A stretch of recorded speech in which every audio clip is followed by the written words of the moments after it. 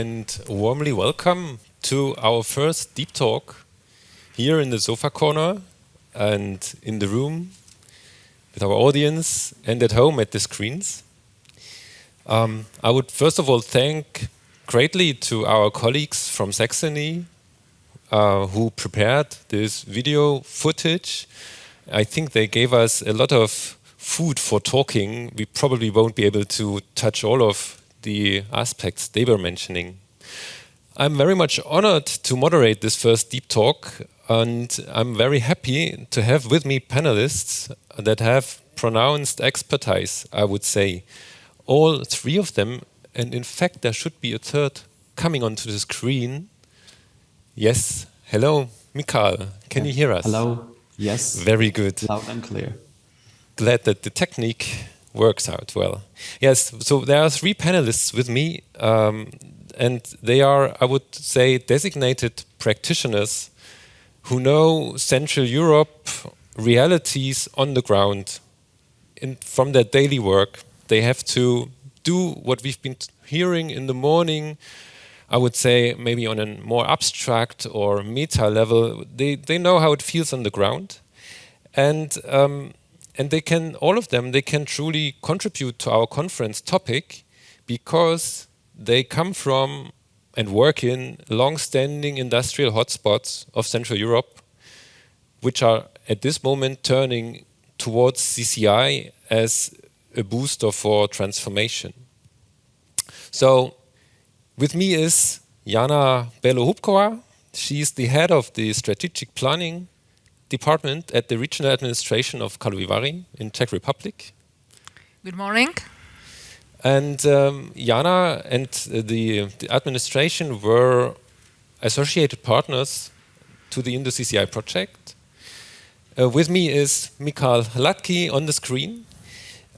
He's the director of Creative Industry Košice in Slovakia, and he's been an external to IndoCCI, following up maybe, but not involved directly. Hello, Michal.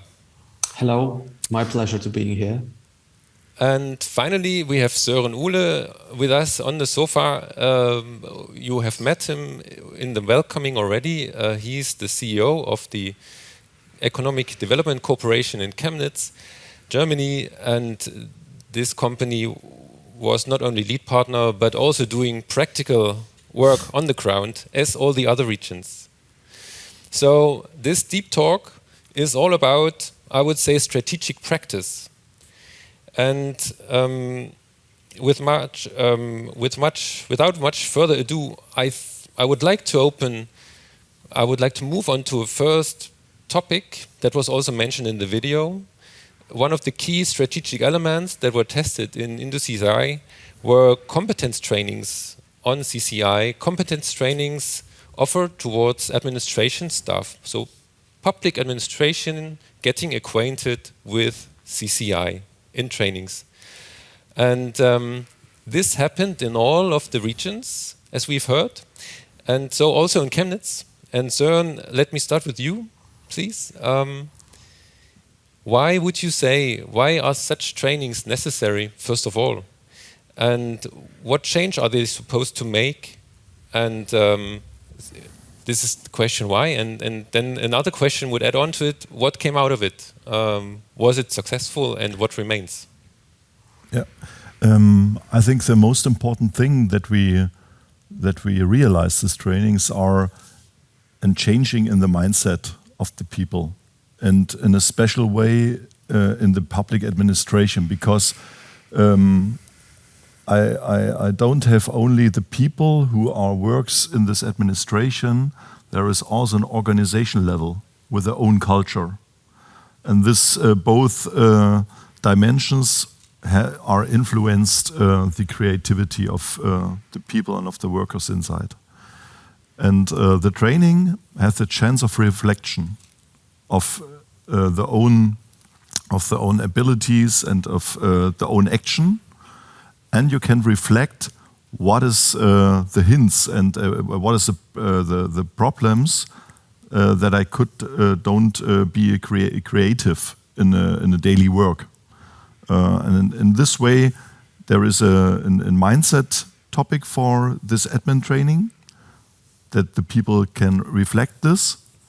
And the results of this training are that the people after that better know and better understand in which phases of the work they can be more creative as in other parts of a day or inside the organization.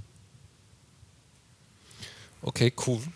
Thank you for your insight. Maybe I move on to you, Mikhail. Since you were not part of InduCCI, it is anyway very interesting to have your external view. And I know that that CK, your company, is also well familiar with administration staff trainings. Since you have been running similar formats in your region, maybe before and also after Košice became European Capital of Culture, it seems to be, this Capital of Culture seems to be a big lever for culture and creativity. It really seems to work out.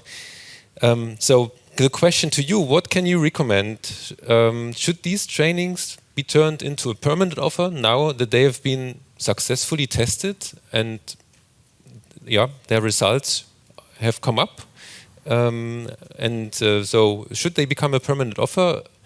And how is it organized in Košice? Yeah.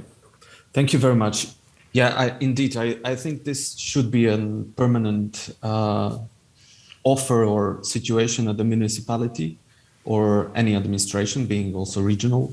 So our experience with the European Capital of Culture was very much, I would say, practical. So we decided to run for the European Capital of Culture, and then, as Søren already said, it was, I wouldn't call it a clash, but it was a meeting of different mindsets. So, and if you as an organization or city trying to develop culture creative industries as a part of your strategic development or part of a project as European Capital of Culture was, then this is a goal for politicians, but for the officers or administration this is a process. It's not just it's going to happen. So, and they really somehow have to be involved in the process, and this includes not only a practical organizing of anything what's needed, but it's also development of knowledge, finding the right skills, helping those officers understand that now we're going to experiment a little bit. Now there will be an innovation. Now there will be a lot of partnership and collaboration taking place.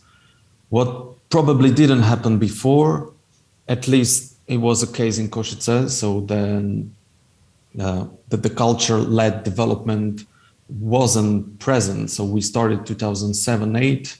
And it took 5 years till 2013 when city was designated to being European Capital of Culture. But it didn't end it there. So we knew that if we want to develop further, we need to partner with the city, we need to partner with administration. So all the goals we have as an organization, even if we are established by the city, but we represent creative industries, we represent culture sector, we represent really international collaborations, international projects. So, and this somehow has to have a soft landing or a ground also on an administration level. And this includes trainings, this includes partnership and collaboration with those people working in a public sector in the municipality. So now with the other projects, we really focus on what already has been mentioned in the morning, which is well-being and how culture creative industries could improve the well-being of citizens in the city of Košice and region, etc. So we started also with different trainings which support this.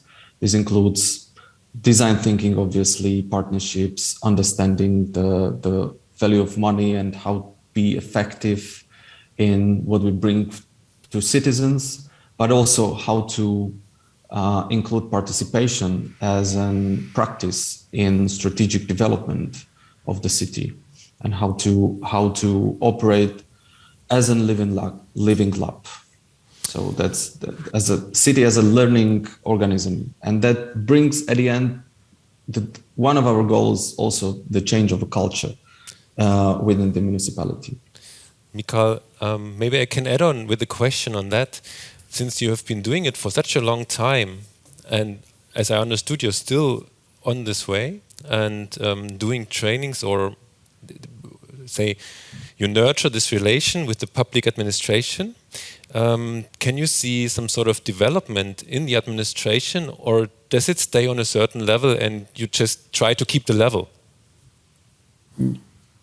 Yeah, we definitely see the results. It's much easier to come up with experimental or innovation led projects at the moment because the municipality or administration already has an experience. So what really needs time is building trust. So that's what hopefully we're over, or we just build that trust. So now when we come with ideas or projects or collaborations, it is really much easier for us to convince the municipality or politicians to get into the projects. So it definitely brought results. And also on a practical level, it's much easier to communicate with the administration in the practicalities, because they already experienced that and they have a training, they know what to expect. Mm-hmm. Okay, thank you. Maybe back to you, Søren. Now you've listened to Mikhail. What do you perceive? What could be next steps now that the project is over, the testing phase is over? What should follow up now on that topic of administration development?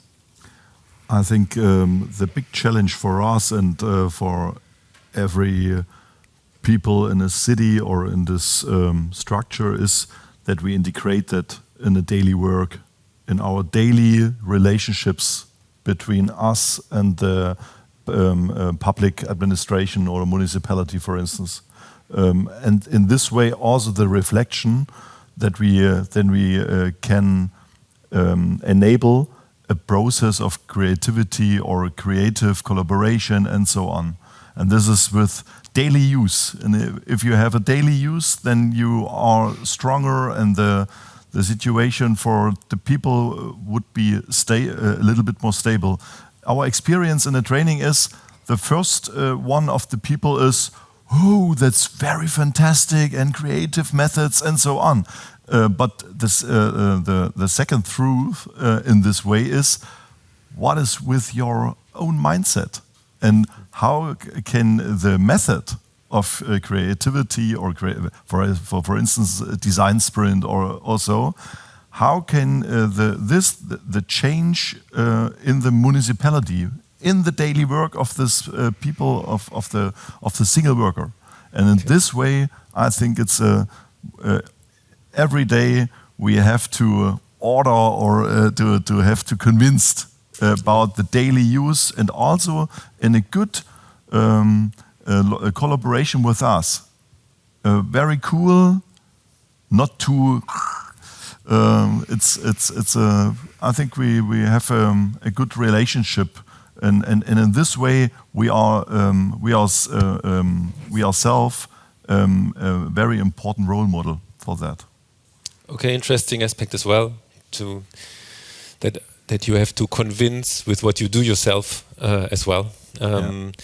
But as I understood now, and for summing up, maybe it's about this injection moment of a training that kicks something off, but and it should be maybe also repeated to be a booster, and then but it also needs the daily routine behind it and the daily proof of that it works. And maybe I found it quite interesting to link it up actually to the panel talk that was here before, or the creative bureaucracy festival was mentioned, and I found this quite interesting because what they do in this festival, we also did in some way on a very local, regional level. So that matches up, and I found this interesting. Also, this could also be an interesting information to give out to those participants, the 94 that we've heard, that were part of the training, to point them to that international German-based festival for keeping it going. But thank you for this first round, and I would like to move to a second core outcome of the IndoCCI project, which were the regional CCI strategies. And now it is definitely your time, Jana. I'm really interested. I mean, you work for the strategic department, planning department. So that sounds like the partner to address such a strategy too. So, and it was a strategy written outside of your organization. So not initiated by you, but coming, or you were integrated. And maybe you can just share a little bit how it felt to be part of the process, and how in the end the strategy was taken up by your institution and maybe also by other key stakeholders of your region. Yeah, I'm responsible for public sphere in the Karlovy region, so I'm. It seems I'm on the other side than both of both of my colleagues here in a panel discussion. But it's true that in case of the strategy of the project, we deeply cooperate with the regular project partner, with microregion Sokolov East. So I have to say that the strategy is very compatible with the strategy of the Karlovy region. It's very compatible with smart specialization strategy, what we have already have. So it's a basic for the good implementation of the strategy of the project. And I have to say that I hope it helps us to grown up to make a better implementation of the strategy. And I also have to say that in case of the project, we realized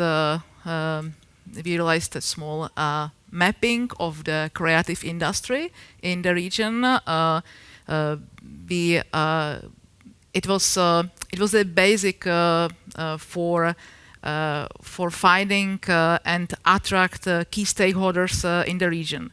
So it's something what we have to go on, what we have to continue with. It's not something what we have already done and that's it. Mm-hmm. So we have to work with it, and what you also mentioned, networking and speaking with key stakeholders in the region is the most important thing what we should do. So it's hard for us to find the same language to speak with them, because it's something different. We are public workers. Yeah. We are public workers. We have some special Esperanto. We have some special language, and the people who are stakeholders in a CCI has also different type of speech. So it's not about language like English, German, Czech. Mm. It's about different thinking. So this is the way what we should do. And in case of implementation of the strategy, I also have to mention politicians. I have to mention political power and policymakers. That is a very important target group for realization or implementation of each strategy. And I have to say that in case of Karlovy region, we have many politicians, especially on the regional level, that has already adopted that CCI exists. They adopt the idea, and we also at the beginning of preparing of some crucial project for supporting of CCI. So maybe we will speak about in the next questions. Okay, cool. It sounds to me like like that a first impact has been made, maybe through the project, but also to the through the strategic approach with writing a policy paper to make policy makers aware of that there exists something like a CCI or CCS. So that is already a first impact. Can you see other impacts that were already initiated through the process or through the policy paper claims? Yeah, of course we have. We have also at this moment we also have good examples of concrete activities. What we have already done in CCI. The concrete activities should be, for example, innovative and creative vouchers. That we realized. I don't know if you know what does it mean, creative or innovation vouchers. It's a financial supporting of entrepreneurs and NGOs and people who work on their own in a creative or innovative branch, and we support them to cooperate with some research development center. It's not generally about research development center. It should be also cooperation with the university. It's supporting of and grew up their activities to exchange their thinking and to open their mind into the new activities. So it's not about big money. It's about impulse. It's about first impulse. And this is the good example of what we do in CCI. Of course, we also have some, in case of CCI, we also have, also because of mapping, we have a CCI platform. This is a discussion platform with the main stakeholders in this branch. It means with universities, with research development center and the others. So this is also the example what we will do, and we also have, but it's just an idea. We have prepared a few projects. For example, we would like to create a CCI office. It should be it's like a soft project, so it should be about a group of people that should help stakeholders in CCI to find, for example, good way how to do it, to cover CCI key players with their activities, to help them ask for grants and the others. So this is the idea what we have, and we also would like to support the idea by the EU funds. So it's one of the examples. Oh, very, very interesting. It's in our mind, but well, I hope it will work. That's the starting point always, isn't it? To have something in the mind. Imagination, we heard this morning, is the key. Yes, maybe let's, for a last spotlight with you, let's look at, you mentioned the smart specialization strategy and how well it fits.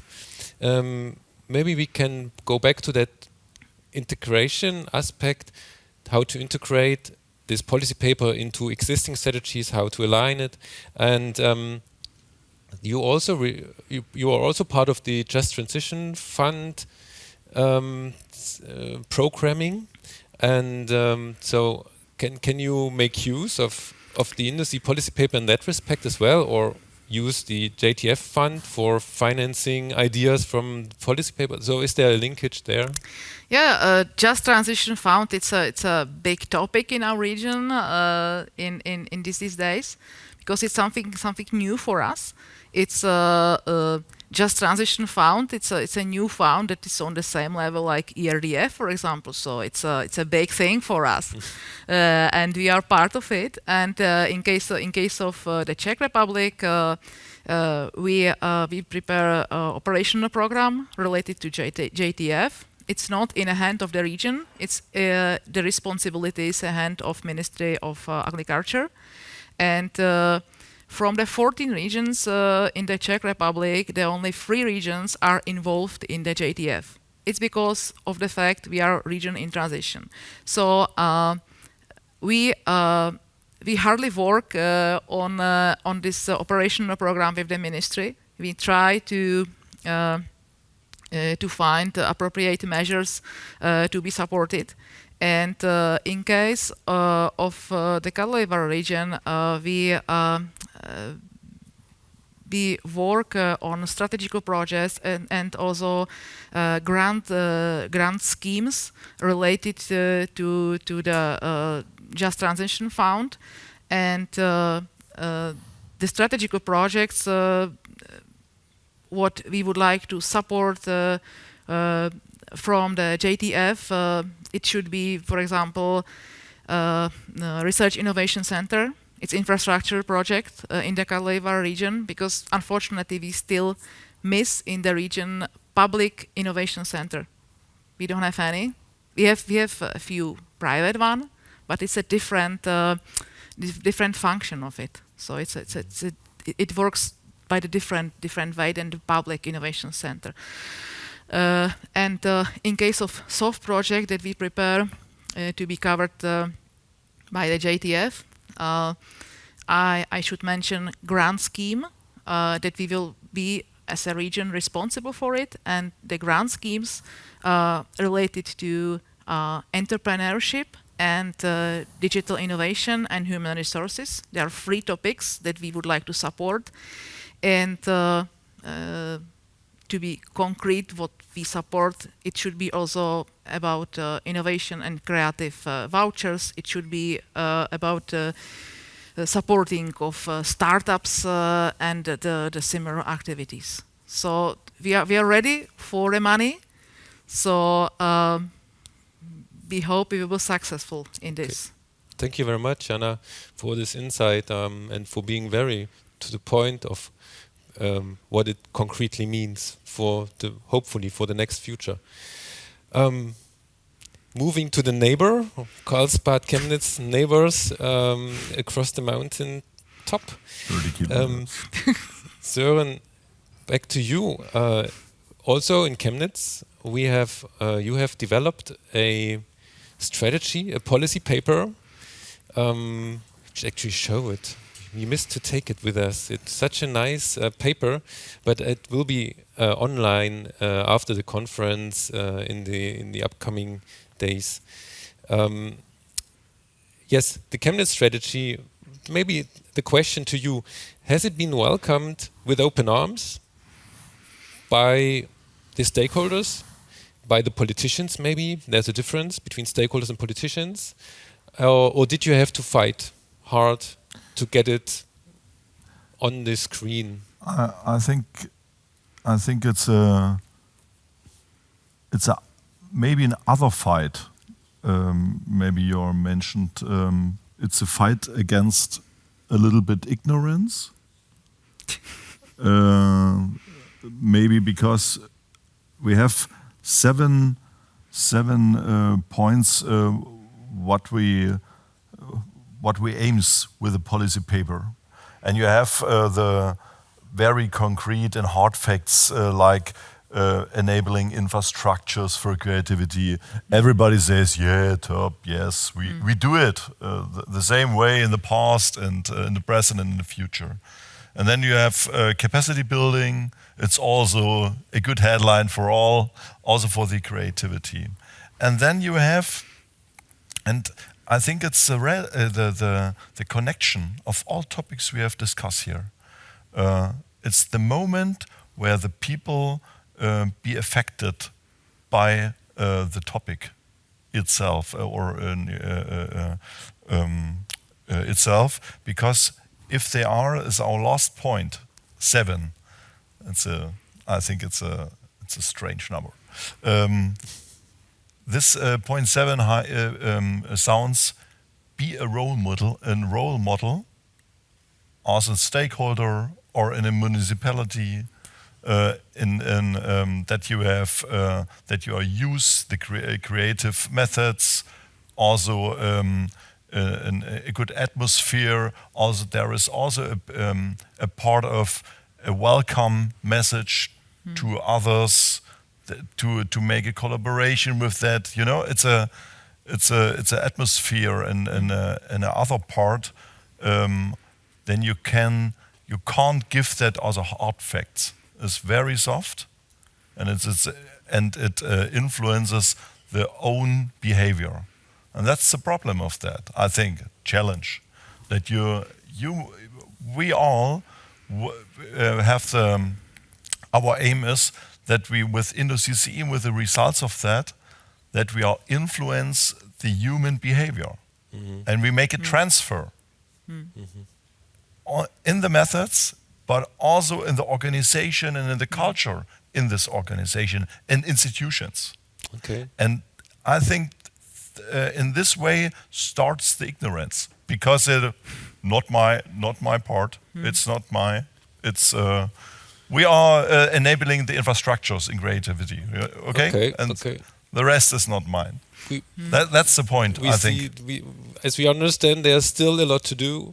And there's still still a lot of stakeholders to be convinced. So it probably makes a lot of sense to work on promoting the strategies and giving it to the right people, hoping that they help you in this job. Maybe for closing, because the session comes to its end. Maybe Mikael, just since we have you with us, just a very short flashlight from your experience. Is it more important to have a strategy, or is it more relevant to do practice on the ground?